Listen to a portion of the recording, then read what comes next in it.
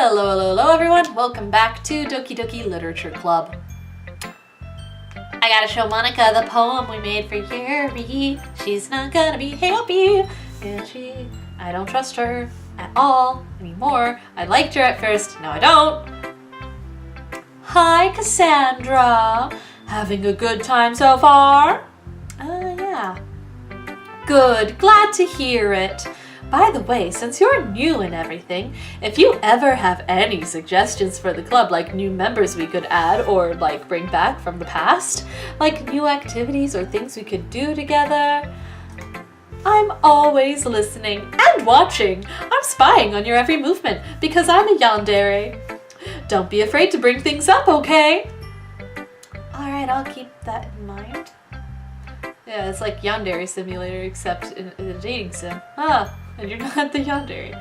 Of course I'll be afraid to bring things up. Like past best friends, you know. Just little things like that.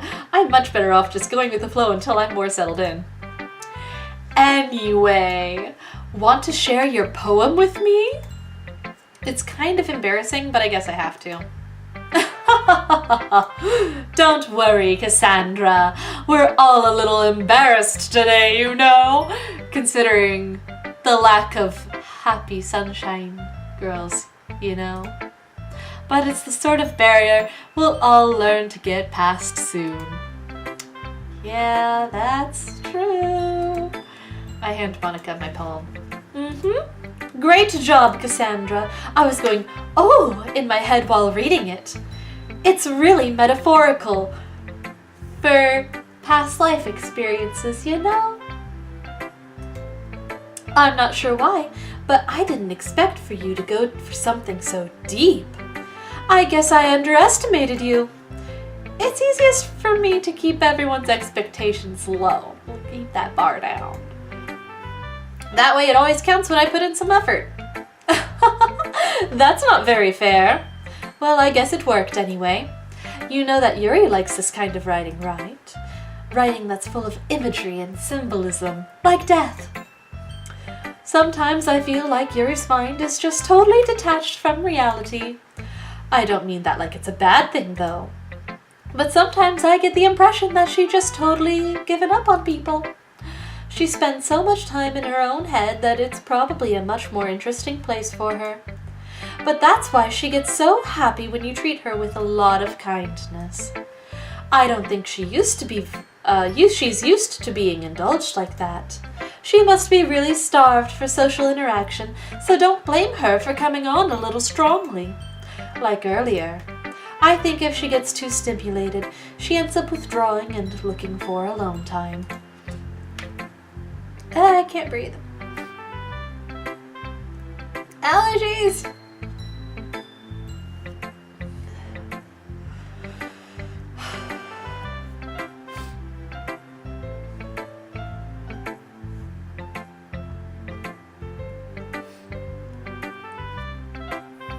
Suddenly, the door opens.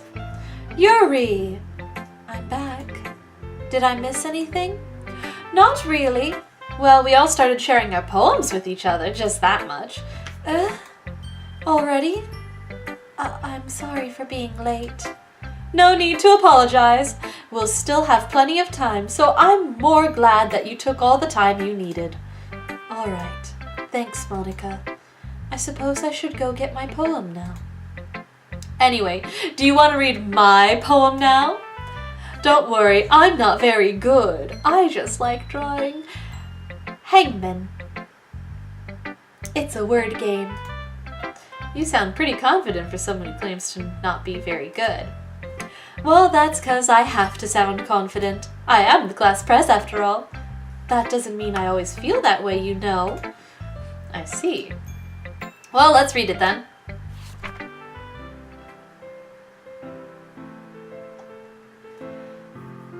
This is different from the last one. Hole in the wall. It's like a continuation of the first one that she wrote. But he wasn't looking at me. Confused, I frantically glance at my surroundings, but my burned eyes can no longer see color. Are there others in this room? Are they talking? Or are they simply poems on flat sheets of paper that sound frantic, scrolling, playing tricks on my ears? The room begins to crinkle, closing in on me.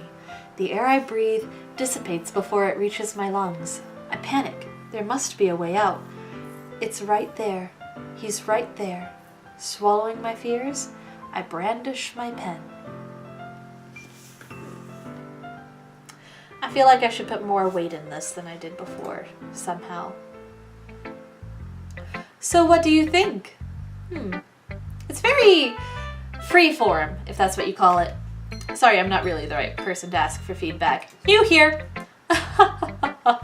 It's okay. Yeah, that kind of style's gotten pretty popular nowadays.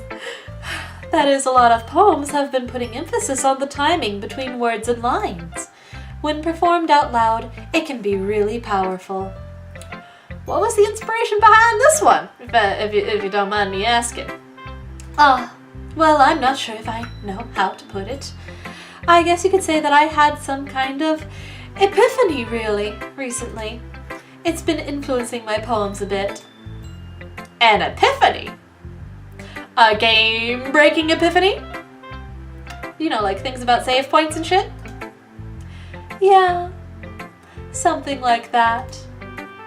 I'm kind of nervous to talk about deep stuff like that because it's coming on so strongly. Kind of coming on so strongly.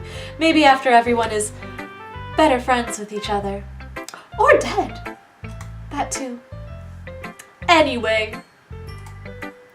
Here's Monica's writing tip of the day. Sometimes when you're writing a poem or a story, your brain gets too fixated on a specific point. You try so hard to make it perfect, you'll never make any progress. Just force yourself to do something down on paper and tidy up later. Another way to think about it is like this. If you keep your pen in the same spot for too long, you'll get a big, dark puddle of ink. Just move your hand and go with the flow. That's my advice for today. Thanks for listening. Yuri. Hello, Yuri. Welcome back. As Yuri reads the poem, I notice her eyes lighten. Exceptional. What was that? Huh? Did I say that out loud? Yuri first covers her mouth, but then ends up covering her whole face. Like a cute little babe. He's going to hate me. I heard that. You really didn't do anything wrong, Yuri. I guess you're right. What am I getting so nervous for? Yuri takes a breath. Deep breaths. So, what kind of writing experience do you have? Your use of imagery and metaphors indicates you've written a lot of poetry before. Really?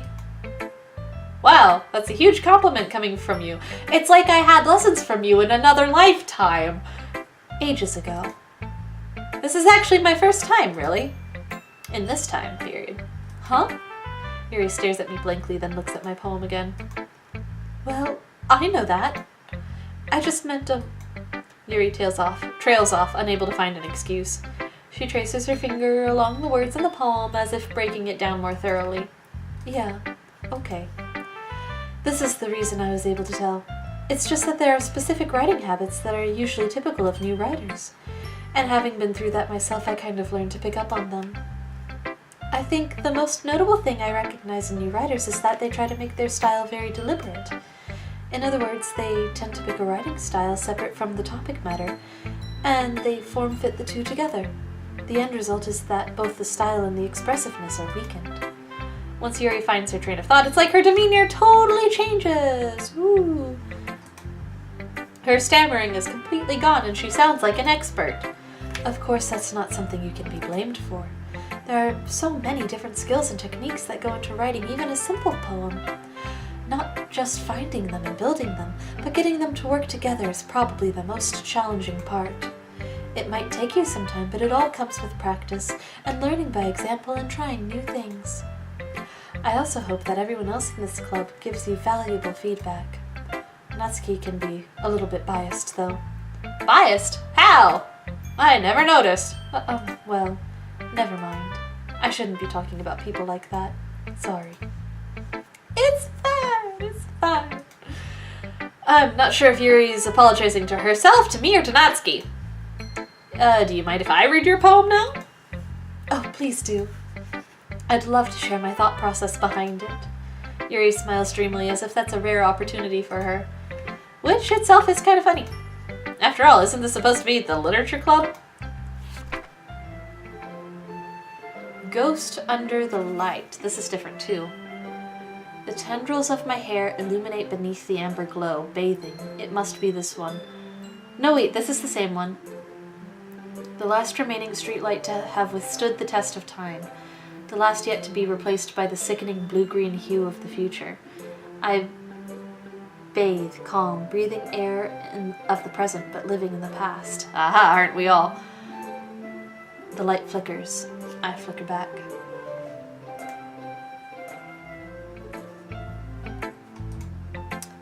I'm sorry I have such terrible handwriting.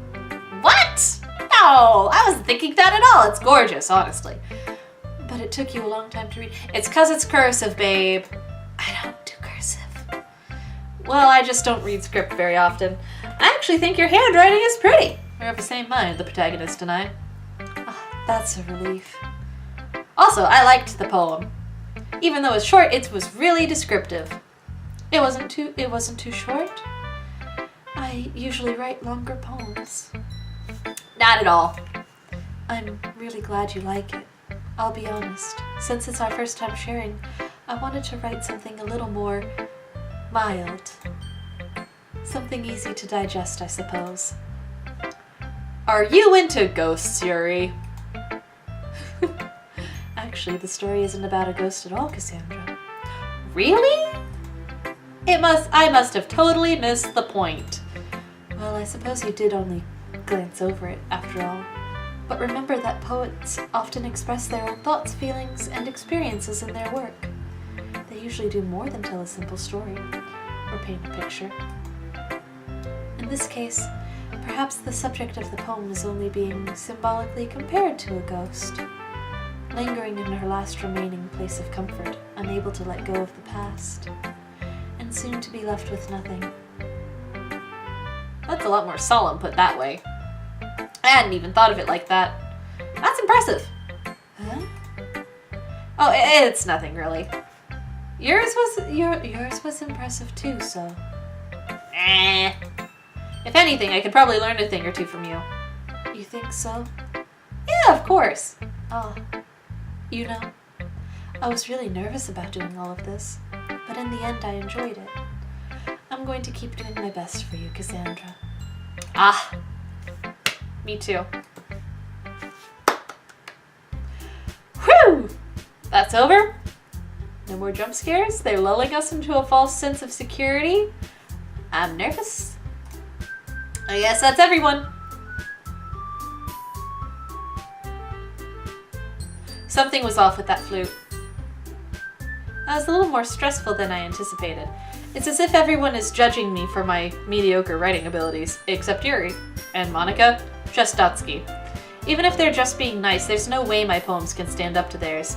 This is a literature club, after all. I sigh. I guess that's what I ended up getting myself into. Across the room, Monica is writing something in her notebook. My eyes land on Yuri and Natsuki. They gingerly exchange sheets of paper, sharing their respective poems. As they read in tandem, oh yeah, this is their fight. Ah, great. I watch each of their expressions change. Natsuki's eyebrows furrow in frustration. Meanwhile, Yuri smiles sadly. What's with this language? Eh? Did you say something? Oh, it's nothing. Natsuki dismissively returns the poem to the desk with one hand. I guess you could say it's fancy. Thanks. Yours is cute. Cute? Did you completely miss the symbolism or something? It's clearly about the feeling of giving up. How can that be cute? I know that. I just meant the language, I guess. I was trying to say something nice. Eh? You mean you have to try that hard to come up with something nice to say? Thanks, but it really didn't come out nice at all. Well, I do have a couple of suggestions. Huh. If I was looking for suggestions, I would have asked someone who actually liked it. Which people did, by the way. Monica liked it, and Cassandra did too. So based on that, I'll gladly give you some suggestions of my own. First of all, Excuse me, I I appreciate the offer, but I've spent a long time establishing my writing style. I don't expect it to change anytime soon, unless of course I come across something particularly inspiring, which I haven't yet, including yours. It's not inspiring at all. And Cassandra liked my poem too, you know. He even told me he was impressed by it. Natsuki suddenly stands up. Oh, I didn't realize you were invested in trying to impress our new member, Yuri. That's not what I... Oh, you're just... Yuri stands up as well. Maybe you're just jealous that Cassandra appreciates my advice more than he appreciated yours. And how do you know he didn't appreciate my advice more? Are you that full of yourself? No. If I was full of myself, I would deliberately go out of my way to make everything I do overly cutesy. Ugh! Well, you know what? I wasn't the one whose boobs magically grew a size bigger as soon as Cassandra started showing up. Natsuki. Natsuki, that's a little... This doesn't involve you. Taking your own insecurities out on others like that. You really act as young as you look, Natsuki. Me? Look at this talking, you wanna-be edgy bitch! Edgy? Sorry that my lifestyle is too much for someone of your mental age to comprehend. See? I'm just saying that proves my point. Most people learn to get over themselves as they go through middle school, you know? If you want to prove anything, then you better stop harassing others with your sickening attitude. You think you can counterbalance your toxic personality by dancing and acting cute? The only overly cute thing about you is how hard you try. Well, be careful, you might cut yourself on that edge, Harry. Oh, my bad, you already do, don't you? Oh, what the shit? Did you just accuse me of cutting myself? What the fuck is wrong with your head? Yeah, go on. Let Cassandra hear everything you really think. I'm sure he'll be head over heels for you after this. Suddenly, Yuri turns towards me as if she just noticed I was standing here. Cassandra, she's just trying to make me look bad. That's not true. She started it.